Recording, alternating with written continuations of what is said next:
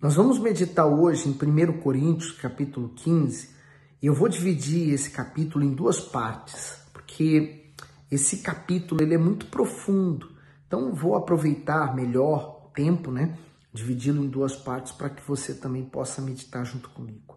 Então vamos pedir a direção de Deus. Senhor Jesus, que o Teu Espírito nos direcione, nos conduza através destas palavras, que elas se transformem em espírito e vida para nós. Em nome de Jesus. Amém.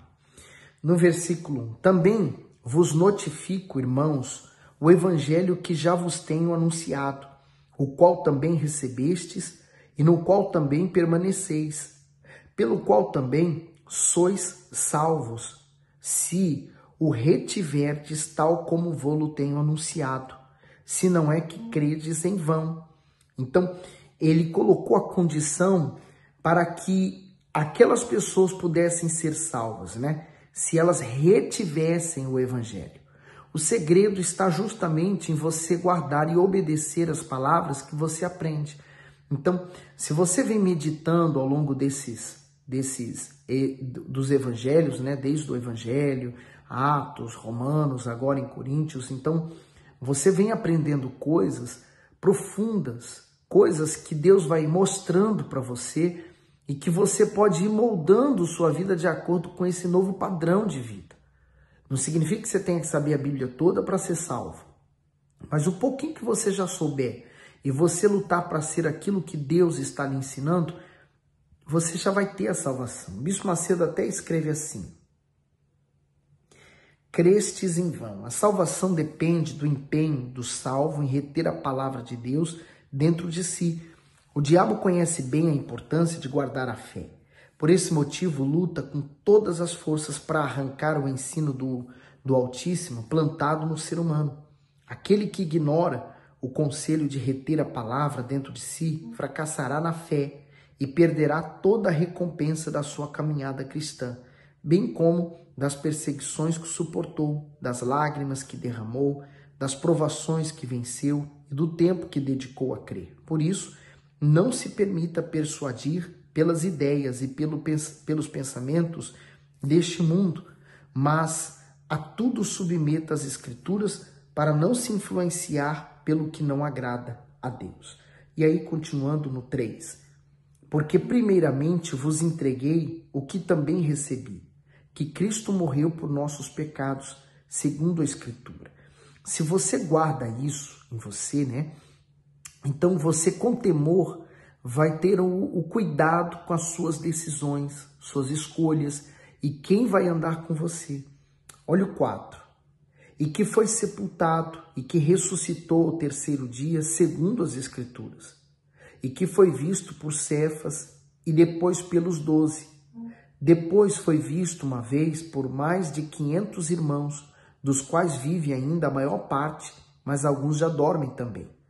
Depois foi visto por Tiago, depois por todos os apóstolos. Então, quer dizer, naquele tempo, no tempo ainda de Paulo, quando ele escreveu essa carta, haviam pessoas vivas que viram Jesus mesmo, corporeamente. Tiveram esse privilégio, dentre essas 500, E aí ele continua no 8. E por derradeiro de todos me apareceu também a mim, como a um nascido fora do tempo. Porque eu sou o menor dos apóstolos, que não sou digno de ser chamado apóstolo, pois que persegui a igreja de Deus. Paulo aqui lhe demonstra um pouco também da humildade dele. Porque no princípio, você lembra, lá em Atos, quem era Paulo?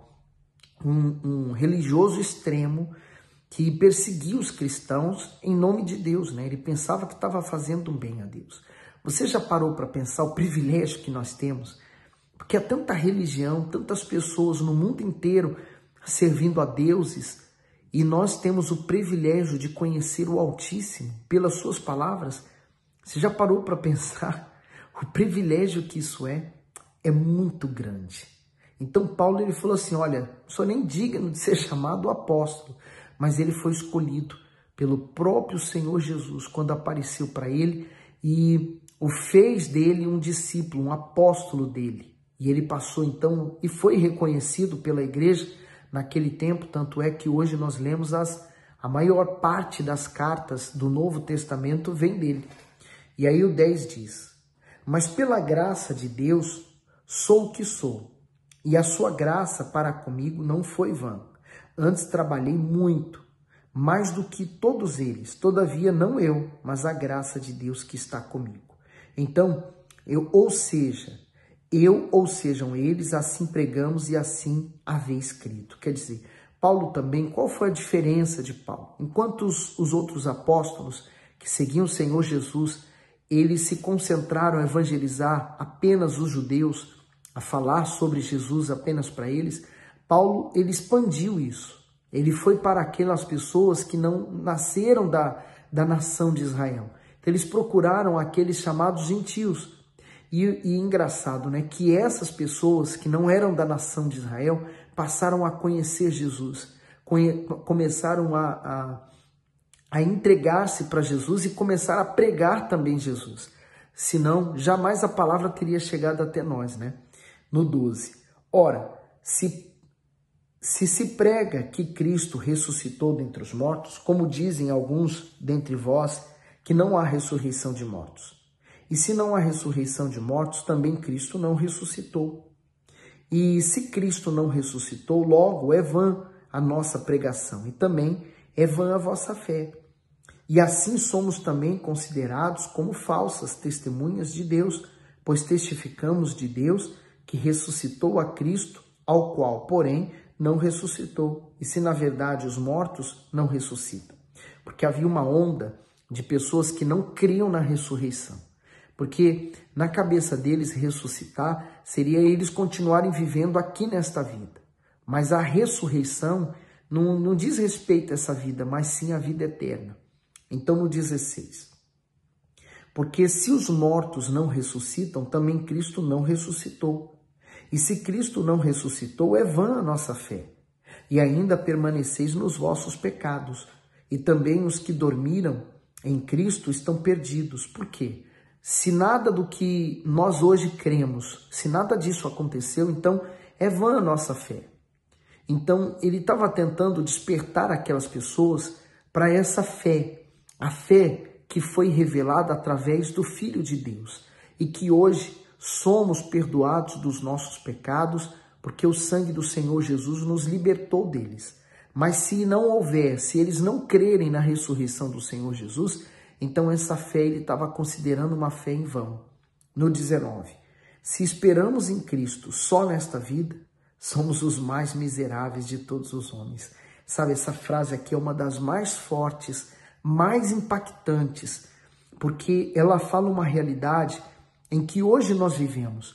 As pessoas estão mais preocupadas com a realidade dela nesse mundo do que a vida dela no porvir. Elas lutam por tantas coisas aqui nesse mundo e elas esquecem de lutar pela sua alma e a sua vida eterna. Por exemplo, quantas são as pessoas que se juntam para fazer protestos pela natureza, por exemplo? Não estou criticando a ação deles, não é isso. Mas elas não lutam com a mesma vivacidade, com a mesma veracidade, por exemplo, pela salvação delas. Quantas pessoas lutam, por exemplo, por um filho? Digamos que o filho é autista, tem problemas mentais. Então aquela mãe luta, olha, ela não tem tempo de ir para a igreja, não tem tempo de buscar, ela não tem tempo de absolutamente nada na vida dela. Porque todo o tempo dela está condicionado a cuidar daquele filho. Mas se aquela pessoa morrer, aquele filho que ela tinha tanto cuidado vai ficar para outros cuidarem. Talvez vá até para uma instituição ser cuidado e até talvez maltratado pelos outros. E ela já não vai estar mais aqui para cuidar dele. Então, quer dizer, todo o tempo, todo o período que ela teve nessa terra, ela se dedicou para aquela pessoa, mas aquela pessoa não foi capaz, no momento da passagem dela, da vida terrena para a eterna, não foi capaz de trazer a salvação para ela.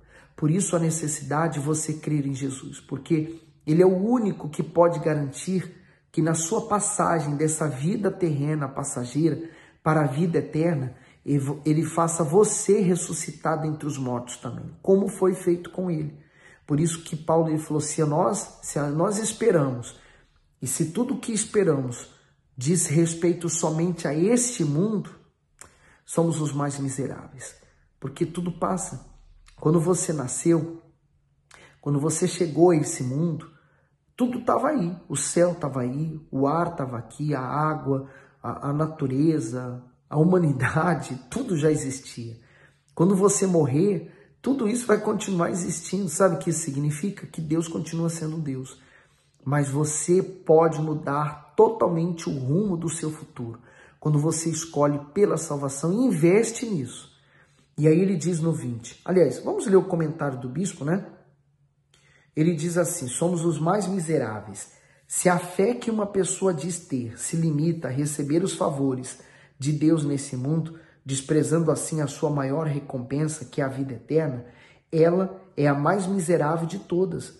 Não são poucas as pessoas que na sua jornada cristã usam frequentemente a fé para as conquistas terrenas, o que é legítimo, visto que Deus deseja cumprir suas promessas na vida daquele que crê.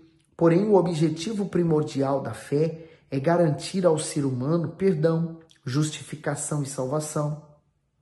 Logo, a expectativa daquele que pratica a fé salvadora é superior à expectativa das outras pessoas, pois ele tem a firme convicção da eternidade com Deus. Por isso, quem tem a certeza da sua salvação suporta afrontas e perseguições e ainda resiste ao mal. Agora, voltando ao 20, mas de fato,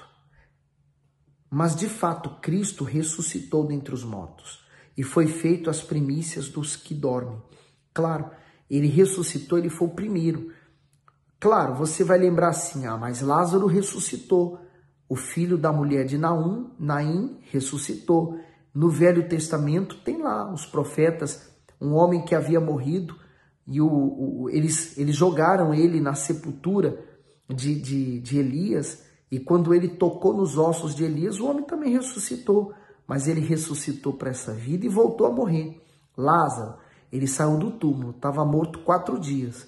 Quando ele ressuscitou, foi um espanto para todo mundo, mas depois ele voltou a morrer. Então, essa morte aqui para esse mundo, ela é inevitável e é a coisa mais certa que vai acontecer com todos nós. Mas a diferença está na eternidade. Aqueles que morreram salvos, então a alma dela vai ressuscitar e ela vai para o reino dos céus, vai morar com Deus. Mas se aquela pessoa em vida rejeitou todas as oportunidades que ela teve, então a alma dela morre, aliás, o corpo dela morre, a alma dela se descola do corpo, então ela vai para o inferno. E é no inferno que é como se fosse uma sala de espera, que ela vai esperar o julgamento, aonde vai ser lançado o inferno, a besta, o diabo, Satanás, seus demônios e também todas as pessoas que rejeitaram a salvação, elas vão sofrer a segunda morte, que é ser lançado no lago de fogo e enxofre. E aí, no 21 diz, porque assim como a morte veio por um homem, também a ressurreição dos mortos veio por um homem. Porque assim como todos morrem em Adão, assim também todos serão vivificados em Cristo. Então, ele está usando a referência lá do princípio de Gênesis. Foi por causa de Adão, a desobediência dele, que ele deu entrada à morte, ao pecado. E o pecado afastou ele e todos os seres humanos, a partir dele, de Deus. Então, o ser humano ele foi criado para adorar o seu Senhor, a Deus.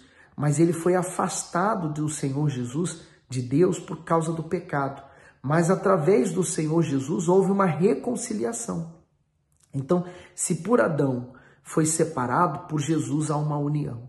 Se por Adão sofremos por causa do pecado, por Jesus somos perdoados do pecado e reconciliados com Deus. É muito forte.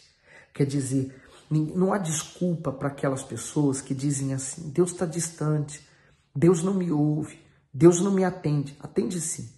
A partir do momento que você aceita o Senhor Jesus como Senhor e Salvador e vive debaixo dessa obediência, você tem todas as razões para se aproximar novamente do Senhor Jesus e viver uma vida com Ele.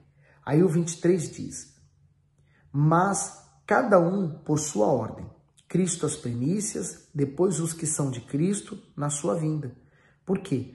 Primeiro, o primeiro a ressuscitar dentre os mortos foi o Senhor Jesus. Então, através dele, todos os que vêm a seguir estão ressuscitando porque morreu na fé do Senhor Jesus. No 24. Depois virá o fim, quando tiver entregado o reino a Deus, ao Pai, e quando houver aniquilado todo o império e toda a potestade e força. Então, o fim ainda não chegou. Os tempos estão demonstrando que está chegando o fim. Então, quando tiver chegado o fim, então será entregue o reino a Deus. Então, por isso que o diabo, ele vai ser julgado, né? Ele fala aqui, ó, será aniquilado todo o império, toda a potestade, toda a força.